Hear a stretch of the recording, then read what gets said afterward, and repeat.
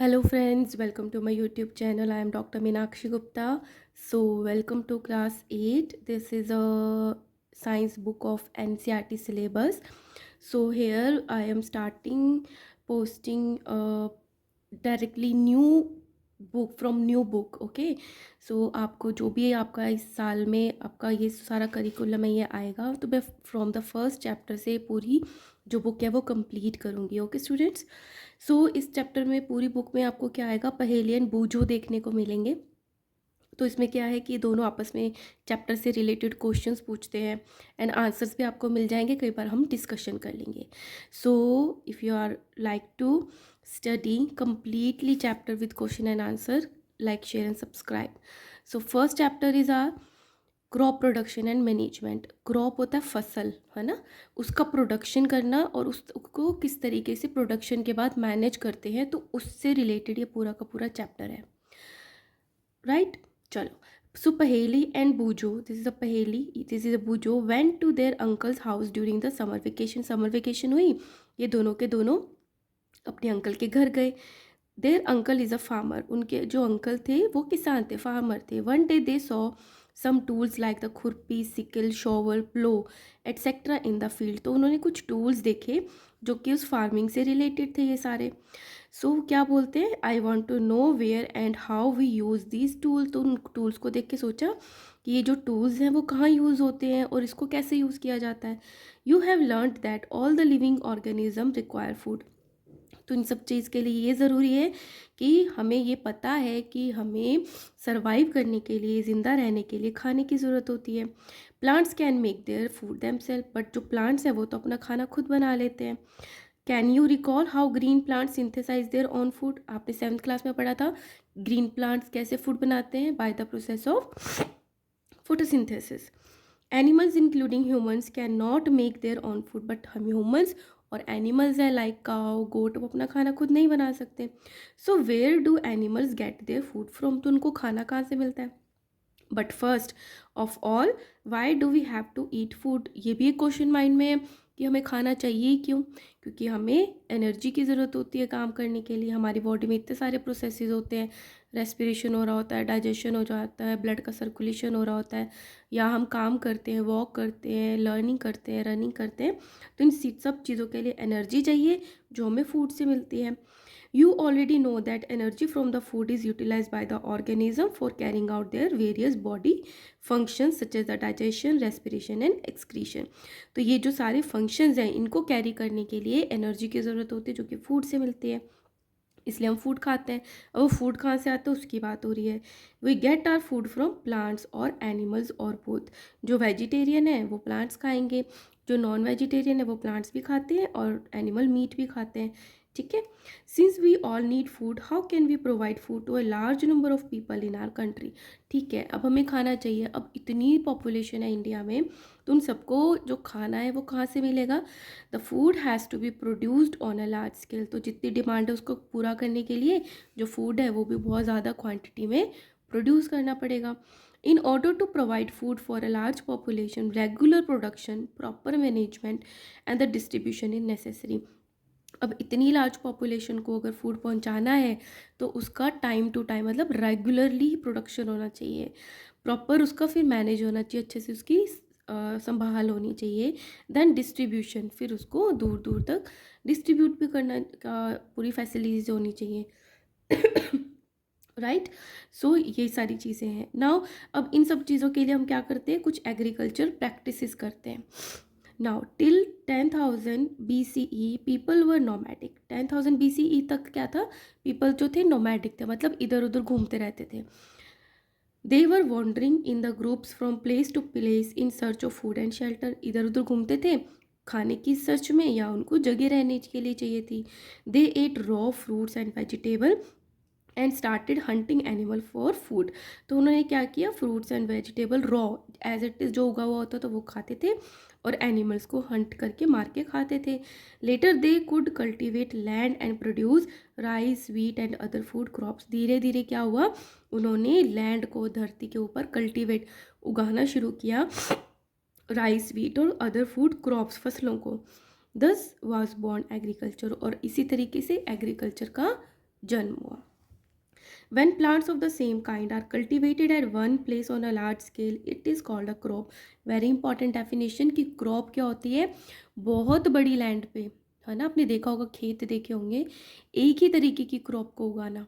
मतलब अगर गेहूं उग रहा है, वीट को ग्रो कर रहे हैं, तो वो पूरे पे लैंड पे ग्रो वीट ही है। राइस ग्रो हो रहा है तो पूरे पे राइस ही है या सरसों ही है। So same kind of are cultivated at one place on a large scale is called a crop, उसको फसल बोलते हैं। For example crop of wheat means all the plants grown in a field are that of wheat, के सारे जो हम देख रहे हैं दूर दूर तक उस लैंड पे, वो वीट ही हैं। You already know that crops are of different types. अब क्रॉप्स आप बचपन से पढ़ते आ रहे हो क्लासेस में, डिफरेंट डिफरेंट टाइप्स के होते हैं, सीरियल्स होते हैं, वेजिटेबल्स होते हैं, फ्रूट्स होते हैं। These can be classified on the basis of the season in which they grow. अब एग्रीकल्चर की बात कर रहे हैं तो हम बात करेंगे, ये तो टाइप्स हो गए फूड के, अब उस तरीके से इसके टाइप्स को पढ़ेंगे कि किस सीज़न में कौन सी क्रॉप जो है वो ग्रो होती है। India is a vast country, बहुत बड़ी कंट्री है। The climatic condition like the temperature, humidity and the rainfall vary from one region to another. तो यहाँ पे जो ह्यूमिडिटी, टेम्परेचर, है ना, और बारिश जो है वो जो है region to region, north south, है ना, यहाँ पे वेरी करती है, सब जगह अलग अलग है। Accordingly there is a rich variety of crops grown in different parts of the country. अब इतना सारा डिफरेंस है टेम्परेचर का, ह्यूमिडिटी एंड रेनफॉल का, तो हमारे इंडिया की जो लैंड है वहाँ पे डिफरेंट क्रॉप्स जो है अलग अलग जगह पे ग्रो की जाती हैं। Despite this diversity two broad cropping pattern can be identified. अब क्या है, इतनी डाइवर्सिटी है, इतना डिफरेंस है सब जगह, फिर भी टू तरीके की क्रॉप्स को हम देखा जाता है। These are kharif crops and rabi crops. दो तरीके की क्रॉप्स की बात होती है इंडिया में, खरीफ एंड रबी। खरीफ क्रॉप्स क्या होती हैं, the crops which are sown in the rainy season. तो खरीफ जो रेनी सीजन में ग्रोन होती हैं are called the kharif crops. The rainy season in India in generally June to September. अब रेनी सीजन इंडिया में कब आता है, जून से लेकर सितंबर तक, तो उस टाइम पे जो ग्रो करते हैं उनको हम खरीफ क्रॉप्स कह देते हैं। सिंपल है ना। सो इनके एग्जांपल है पैडी, पैडी होती है rice, maize, soybean, ground nut and the cotton are the kharif crops. इसके सारे जो एग्जांपल्स हैं आपको लर्न करने हैं। Now come to the rabi crops. Rabi crops कौन सी होती हैं, the crops grown in the winter season. तो सितंबर पे ये खत्म हो गया, अक्टूबर से लेके मार्च तक, ठीक है, बाकी टाइम तो बहुत गर्मी पड़ती है, अप्रैल मई जून। So the crops grown in the winter season October to March are called rabi crops. Examples of the rabi crops are wheat, gram, pea, mustard and the linseed. ये भी एग्जाम्पल्स आपको लर्न करने हैं। Besides these pulses and vegetables are grown during summer at many places. अब इसके अलावा जो pulses vegetables होती हैं वो समर टाइम पे ग्रो करते हैं, ठीक है। ये सर्दी की हो गई, ये बारिश की हो गई, लेकिन समर सीजन में कुछ जो है पल्सेस और वेजिटेबल ग्रो करते हैं, ठीक है। So these are the types, two main crops हो गई। अब ठीक है, क्रॉपिंग करते तो है, लेकिन बेसिक चीज़ें कैसे हैं, क्या करते हैं कि फार्मर्स की वो क्रॉप्स जो है वो ग्रो होती है फील्ड्स पे। So basic practices of crop production, क्या चीज़ किया जाता है। Why paddy can not be grown in winter season. अब खरीफ क्रॉप्स में आपने देखा पैडी है, जब बारिश होती है तब तो पैडी ग्रो कर रहे हैं, तो ये कह रहे हैं सिर्फ विंटर में ही क्यों ग्रो करते हैं। तो ये क्या कह रहे हैं, paddy require a lot of water. जो पैडी है, राइस है, उसको बहुत सारा पानी चाहिए ग्रो करने के लिए, therefore it is grown on the rainy season. So this is a very important question जो पूछा जाता है, ठीक है। अब बेसिक प्रैक्टिस की बात हो रही है। कल्टीवेशन मतलब ग्रो करना of the crops involve the several activities undertaken by the farmers over a period of time. जैसे 3 मंथ्स 4 मंथ्स में वो जो क्रॉप है वो ग्रो हो रही है, उस टाइम पे बहुत सारी जो एक्टिविटीज़ हैं वो फार्मर करते हैं अपनी लैंड पे। You may find that these activities are similar to those carried out by the gardener और even by you when you grow ornamental plants in your house.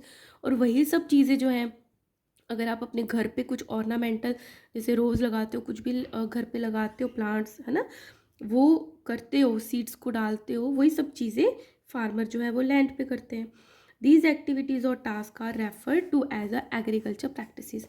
और उसी टास्क को, जैसे खुदाई करना, फिर उसमें सीड्स डालना, पानी डालना, तो सारी प्रैक्टिसेस हैं, वही एग्रीकल्चर प्रैक्टिसेस फार्म में होती हैं।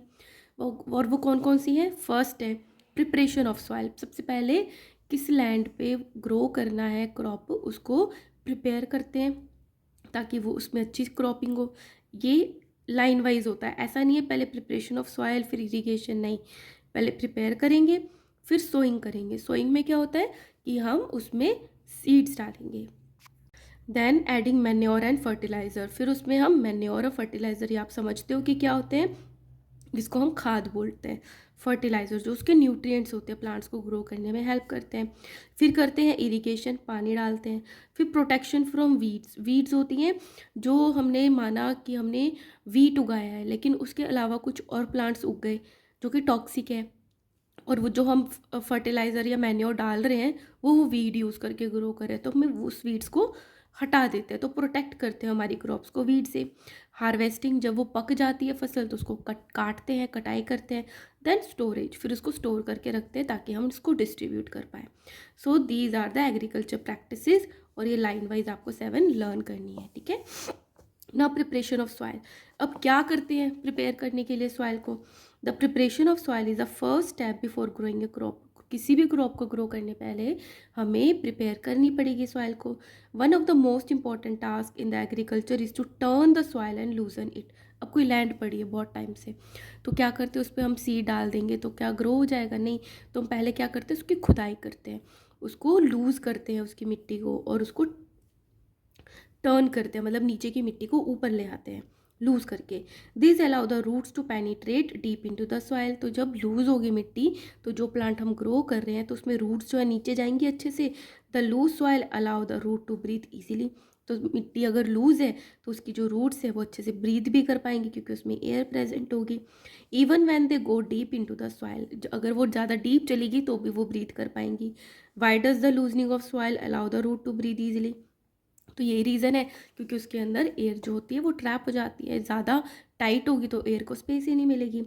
The लूजन soil help in the growth of earthworm and microbes present in the soil. Similarly air होगी तो स्पेस होगी, तो जो अर्थवॉर्म है और जो माइकोबैक्टीरिया माइक्रोब्स होते हैं वो भी सॉइल में ग्रो कर पाते हैं।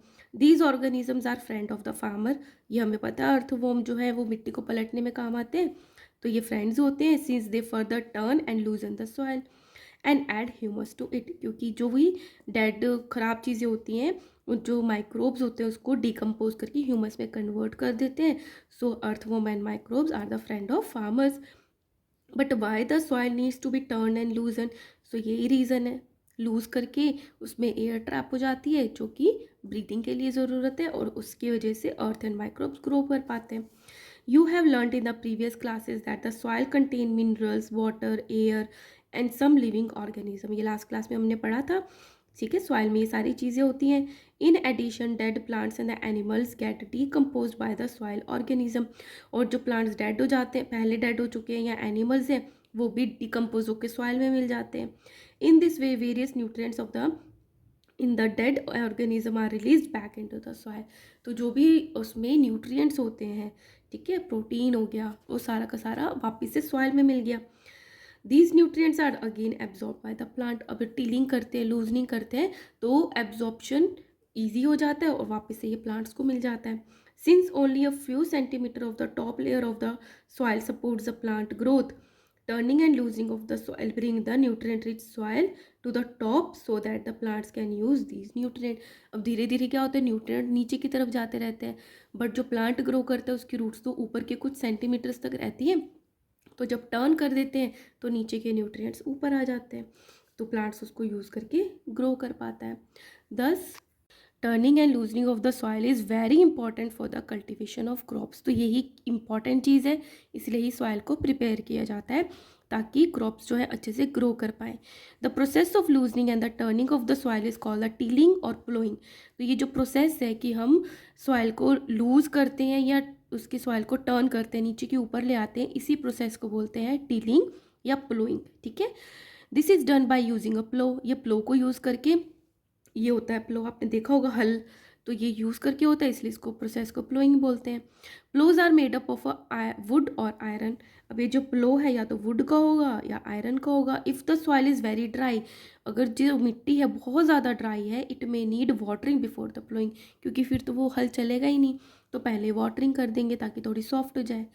The प्लोड field may have big clumps of the soil called the crumbs, क्या पता बड़े बड़े मिट्टी के डल्ले हो सकते हैं, है ना, तो उसको क्या बोलते हैं, क्रम्स बोलते हैं। It is necessary to break these crumbs.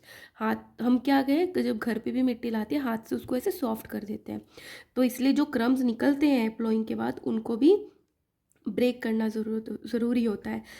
अब ब्रेक हो गए, अब मिट्टी ऊपर नीचे होगी तो ये ऊपर नीचे हो गया। So levelling the field is beneficial for sowing as well as for irrigation. अब जब हम नीचे से मिट्टी ऊपर लाए तो लेवल जो था ऊपर नीचे हो गया, फिर हमने उसको लेवलर से लेवलिंग कर दी, एक ही तरीके का बना दिया। तो इससे एक तो हमारा जो सीड है वो अच्छे से सो होगा और इरीगेशन पानी भी अच्छे से दिया जाएगा। क्यों? क्योंकि अगर ऊपर नीचे है तो जहाँ पे खड्डा है वहाँ तो पानी इकट्ठा हो गया, दूसरे को मिला नहीं। So levelling of the soil is done with the help of a leveller. अब लेवलिंग किससे करते हैं? लेवलर की हेल्प से। Sometimes manure is added to the soil before tilling. कई बार क्या करते हैं कि टिलिंग से पहले ही मैन्योर ऐड कर देते हैं। So this helps in the proper mixing of the manure with the soil. तो जब टिलिंग और लूजनिंग करते हैं तो मैन्योर भी सॉइल में मिक्स हो जाती है। The soil is moisture before sowing. और अगेन जब सोइंग करते हैं, बीज को डालते हैं तो उससे पहले पानी डाल देते हैं ताकि मॉइस्ट हो जाए। ना come to the agriculture implements, मतलब ये सब चीज़ें करने के लिए किन चीज़ों की ज़रूरत पड़ती है। बिफोर सोइंग द सीड्स को उगाने के से पहले it is necessary to break soils crumbs and get better yield. क्या ना, अच्छी फसल के लिए, ज़्यादा फसल के लिए हमें क्या करना पड़ता है, सॉइल को प्रिपेयर करके उसमें जो क्रम्स है उसको ब्रेक करना पड़ता है। This is done with the help of the various tool. बहुत सारी टूल्स यूज़ होते हैं। The main tools used for this purpose are plough, hoe and cultivator. अब हम इन 3 टूल्स के बारे में पढ़ेंगे, प्लो, हो एंड कल्टिवेटर। प्लो क्या होता है? ये होता है, this is being use since the Asian time for the tilling of the soil. हल यूज होता है बहुत टाइम से, आपको पता ही है। Adding fertiliser to the crop, removing the weeds and turning the soil. और ये क्या काम करता है? जैसे फर्टिलाइजर कर दिए तो उसको ऐड करने का, घुमाने का काम करता है। अगर फर्टिलाइजर ऊपर छिड़क दिया उससे तो नहीं होगा, तो हल चलाते वो मिक्स हो जाता है। वीड्स को रिमूव करने में, जो हमें नहीं चाहिए प्लांट उनको रिमूव करने में काम आता है। And tilling the soil, turning the soil, नीचे की सॉइल ऊपर। This is made up of the wood and is drawn by the pair of bulls और other animal, horse and camel. तो ये जो शाफ्ट है यहाँ पे इससे ऐसे बड़ा लगा देते हैं, या तो बुल्स उसको खींचते हैं या हॉर्सेस और केमिकल्स।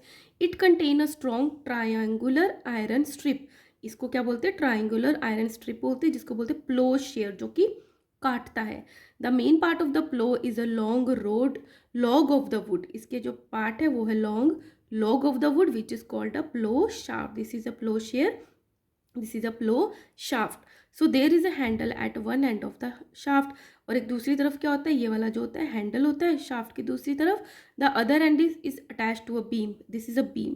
तो ये वाला एंड है, इसके ऊपर बीम लगा देते हैं, which is placed on the bulls neck. One pair of the bulls and a man can easily operate the plough. तो एक पेयर है बुल्स का और एक मैन ईजिली इस प्लो को ऑपरेट कर सकते हैं। The indigenous wooden plough is increasingly been replace by the iron plough nowadays. पहले तो वुडन यूज होता था बट अब रिप्लेस होके आयरन का प्लो यूज होता है। ठीक है, सो दिस इज अ प्लो। आपको ये बनाने की प्रैक्टिस करनी है और विद नेमिंग पूछा जाता है।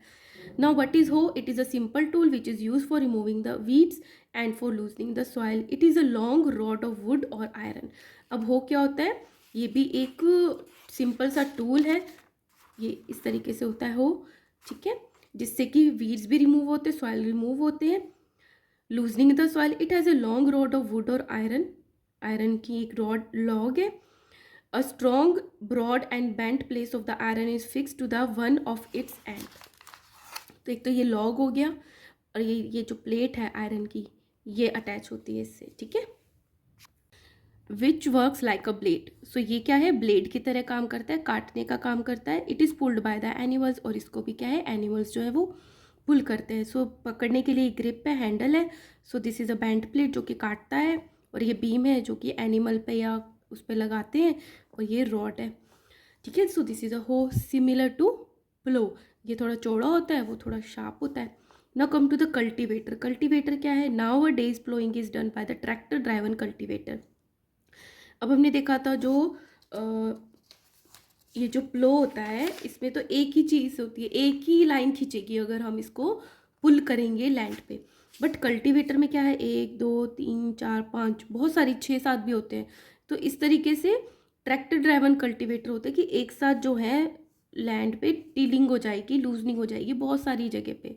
The use of cultivator saves labour and time, और जिससे हमारा जो लेबर है, फिजिकल वर्क है और जो टाइम है वो सेव हो जाता है। ठीक है, होपफुली आपको यहाँ तक चैप्टर समझ आ गया होगा।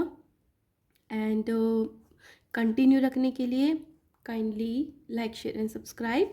नेक्स्ट वीडियो में हम सोइंग से पढ़ेंगे। ठीक है, ओके, टेक केयर।